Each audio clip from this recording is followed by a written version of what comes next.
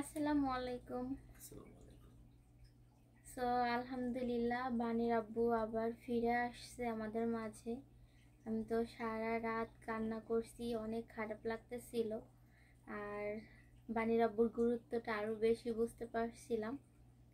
আর তার সাথে স্মৃতিগুলা মনে করতেছিলাম আর কান্না করতেছিলাম, কি হলো না হলো দোয়া করতেছিলাম। তো অনেক আপুরা আমাদের জন্য দোয়া করছেন।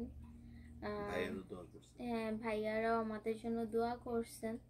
আলহামদুলিল্লাহ, থ্যাংক ইউ সো মাচ। হয়তো কারো না কারো দোয়া কবুল হয়েছে, আল্লাহ তাআলা আমাদের মাঝে আবার তাকে ফিরাইয়া দিচ্ছে।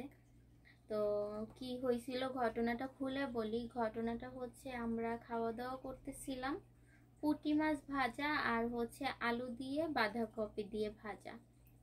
তো অনেকটা খাওয়া দাওয়া প্রায় শেষের পর্যায়ে, রাইট?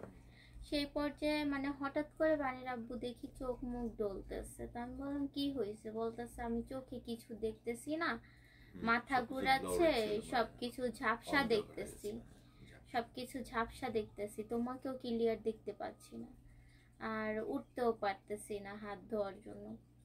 তো এরকম করতে করতে হঠাৎ করে দেখি সে এরকম করতে করতে করতে করতে সে চেয়ার থেকে পড়ে যাচ্ছে।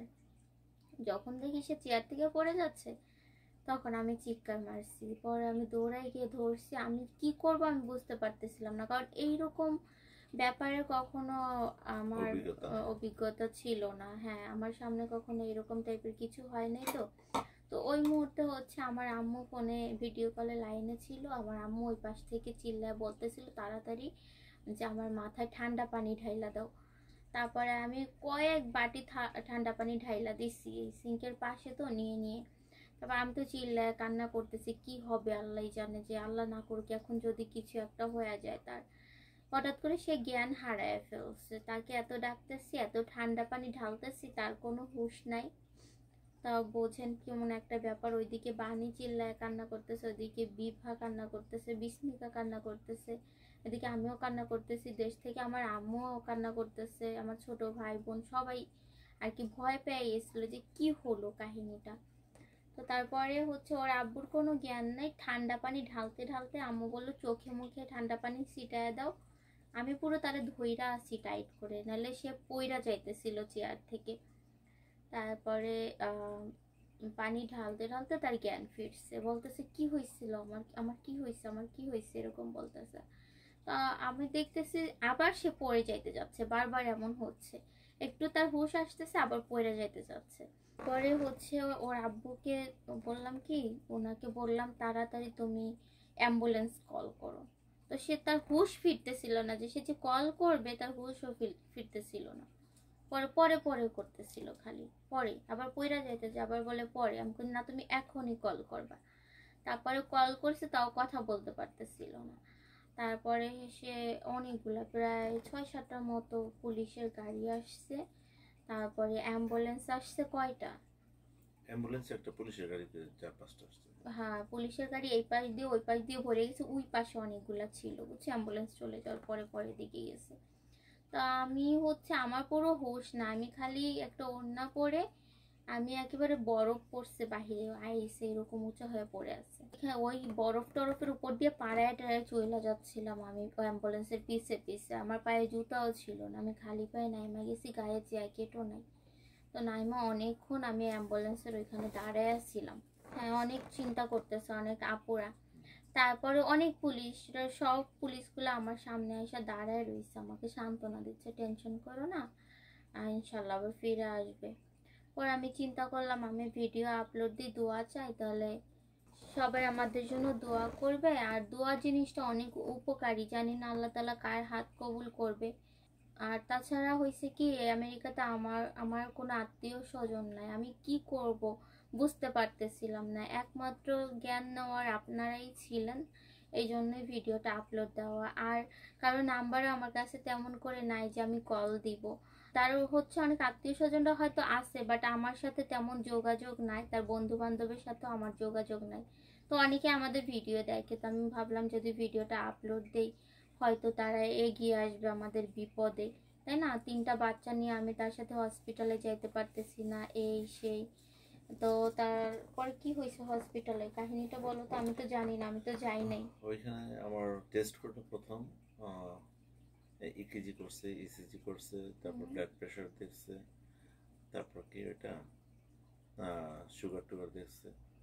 তো ইয়াটা আমার লো আর কি, বুঝছো, ব্লাড প্রেশারটা লো। প্রেশার লো প্রেশার অনেক, লো, হ্যাঁ। আর তারপরে সিটি স্ক্যান করছে, ক্যাট স্ক্যান যেটা বলে ওটা করছে। আলহামদুলিল্লাহ সবগুলো রিপোর্ট নেগেটিভ আসছে, কোনো খারাপ কিছু ধরা আলহামদুলিল্লাহ, পড়েনি। আলহামদুলিল্লাহ, আল্লাহর কাছে আর কি চাই। এখনই আমরা হাজবেন্ড ওয়াইফ নামাজের পার্টিতে দাঁড়ায় যাব, শুকরিয়া আদায় করব, সবাই আমাদের জন্য দোয়া করবেন। তার কোনো ধরনের কোনো বড় অসুখ ধরা পড়ে নাই, হার্ট ব্লকেজ নাই, হ্যাঁ, হার্টের প্রবলেম নাই, ব্রেনে প্রবলেম নাই, কোনো প্রবলেম ব্লাডের কোনো নাই, প্রবলেম নাই। হ্যাঁ, ব্লাডে কোনো প্রবলেম নাই। তো শুধু তার হচ্ছে প্রেশারটা লো হয়ে গেছিল, এর থেকে বড় সুখবর আর কি হইতে পারে বলেন। আমি জানেন আমি ঘুমে পইরা যাইতেছিলাম, তাও আমি ঘুমাইতেছিলাম না, খালি বানির আব্বুর চেহারাটা আমার চোখে ভাসতেছিল আর খালি একা একাই কান্না করতেছিলাম। আমি অ্যাকচুয়ালি শুধুমাত্র আমার ননদকে একটু কল দিয়ে বলছি, আর আমার নিচের তলা একটা আপু আছে, ওনাকে কল দিয়ে বলছি। তা আপু অনেক টেনশন করতেছে, আম্মু বাড়ি থেকে বারবার কল দিতেছে, অনেক টেনশন করতেছে, ইভেন আপনারা অনেকে টেনশন করতেছেন। বাট তুই একজন মানুষ বাট কমেন্ট করতেছে যে আল্লাহর গজব আসছে তোদের উপরে, এই সেই। তো আমি এটা কিছু মনে করি না, কারণ মানুষ কথায় আসছে না যে নিজের নিজের দুঃখতে মানুষ মনে করে পরীক্ষা নিচ্ছে, আর অন্যের দুঃখতে মানুষ মনে করে গজব দিচ্ছে আল্লাহ। তো ব্যাপারটা অ্যাকচুয়ালি ওরকম না। আমাদের জীবনে চলার পথে অনেক কিছুই ঘটে, শুধু যে আমাদের সাথে হয় তা না, অনেক মানুষের সাথেই হয় যারা আল্লাহর পথে পড়ে আছে, সব সময় নামাজ কালাম পর্দার মধ্যে আছে, তাদেরও অনেক সময় হয়। তো হ্যাঁ, বিপদ বলে কয়ে আসে না। তো এমন কথা বলবেন না যেটা একটা মানুষ কষ্ট পায়, পরবর্তীতে আল্লাহ নারাজ হয়ে বিপদটা আপনার উপরেও সেম থিং ভাবে পড়ে। তো সবার বিপদে একটু কষ্ট নিতে পারলে নিবেন, না নিতে পারলে ইগনোর করবেন। তো এরকম ধরনের কথা না বলাই ভালো। কিছু মানুষ বলতেছে, অনেকে আমাকে পছন্দ করে, তারাও বলতেছে যে এই সময় তুমি ভিডিও করলা কিভাবে। অ্যাকচুয়ালি আমি যদি ভিডিও না করতাম তাহলে আমি কই যাব, এখানে আমার কেউ নাই, আমি কার সাথে কথা বলবো, তেমন কারোর সাথে আমার যোগাযোগ নাই। একমাত্র ভিডিওর মাধ্যমে আমি জিনিসটা ছড়াইতে পারবো, এবং হচ্ছে মানুষ আমাকে কল করবে, আমাকে হয়তো মানুষ একটু সাহায্য করার জন্য এগিয়ে আসবে। সাহায্য বলতে যে টাকা পয়সা এরকম কিছু না, পাশে এসে একটু দাঁড়াবে। যেমন হাজবেন্ড হসপিটালে থাকলে বাচ্চা কাচ্চা কেউ যদি কেউ একটু দেখে, আমিও হাজবেন্ডের পাশে থাকতে পারি, এরকমও হইতে পারে। বা আমার হাজবেন্ডের কাছে গিয়েও কেউ একটু যে হেল্প করতে পারে। তো আমি অ্যাকচুয়ালি একবারে নিরুপায় ছিলাম, কি করব আমি বুঝতে পারতেছিলাম না। কারা এসে আমার হাজবেন্ডকে অ্যাম্বুলেন্সে করে নিয়ে যাচ্ছে, জিনিসটা যদি আমি একটু প্রুফ না রাখি, তো আমি মানুষকে, আমার আত্মীয় স্বজনকে আমি কিভাবে বোঝাবো যে আমার হাজবেন্ড কোথায় চলে গেল, আমার হাজবেন্ডকে কারা নিয়ে গেল, আমার হাজবেন্ড কোন হসপিটালে গেল, বা আমি বা আমার হাজবেন্ডের খোঁজের জন্য কোথায় যাব, কিভাবে যাব। তো আমার মাথা কাজ করতেছিল না, এই জন্য আমি ভিডিও করতেছিলাম। বিশেষ করে দোয়া জিনিসটা অনেক উপকারী। এর আগে আমাদের সাথে অনেক কিছুই হয়েছে, আমরা হসপিটালে গেছি, বাট আগে থেকে পোস্ট করার কারণে মানুষের দোয়ার ওসিলায় আমি মনে করি আমরা আবার ভালোভাবে পজিটিভলি ফিরে আসতে পারছি, তাই না? তো যাই হোক, আলহামদুলিল্লাহ। আমি তোমার অনেক মিস করছিলাম, সত্যি আমি বুঝতে পারছি আজকে যে আসলে আমি তোমার অনেক ভালোবাসি, বুঝছো। এই জিনিসটা মানুষ যখন সামনে থেকে সরে যায় তখন বোঝা যায় কে কাকে কতটা বেশি ভালোবাসে, বুঝছো। তো সত্যি অনেক খারাপ লাগছে আমার। সবাই দোয়া করবেন আমাদের জন্য, অ্যান্ড যেন আমরা সারা জীবন ভালোভাবে কাটাতে পারি, একসাথে থাকতে পারি। আমার হাজবেন্ড যেন সারা জীবন আমার সাথে থাকতে পারে, আল্লাহ তাআলা যেন তাকে ভালো রাখেন। তিনটা বাচ্চা,